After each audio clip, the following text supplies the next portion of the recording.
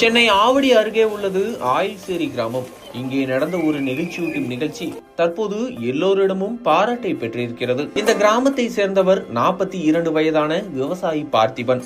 நெல், வாழை போன்ற பயிர்களை பாசத்தோடு வளர்த்து வரும் அவர் தனது உழைப்பின் பலனாக விவசாய நிலத்தின் அருகே ஒரு புதிய வீடு கட்டியிருந்தார்.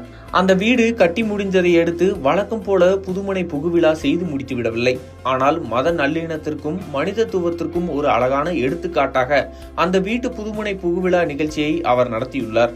இந்த நிகழ்ச்சியில் 3 மதத்தினரும் ஒன்றாக இணைந்தனர். இந்து முறைப்படி யாகம் வளர்த்தும் பூஜைகளும் செய்யப்பட்டது. அதோடு கிறிஸ்துவ மதத்தினரை சேர்ந்த கன்னியாஸ்திரிகள் வீட்டிற்கு வந்து பிரார்த்தனை செய்தனர்.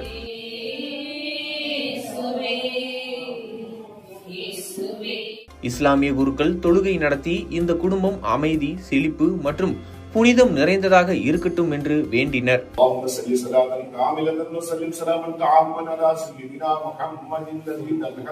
இது வெறும் புதுமனை புகுவிழாவாக இல்லாமல் மதங்களை தாண்டி மனிதநேயம் மேலோங்கிய நிகழ்ச்சியாக அமைந்தது.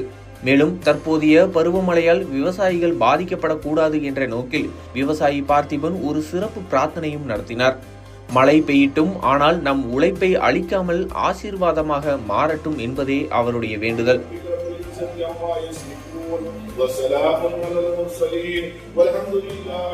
அதோடு மட்டுமின்றி அவர் அந்த நாளை ஒரு சமூக பொறுப்புடன் நிறைந்த நாளாகவும் மாற்றினார்.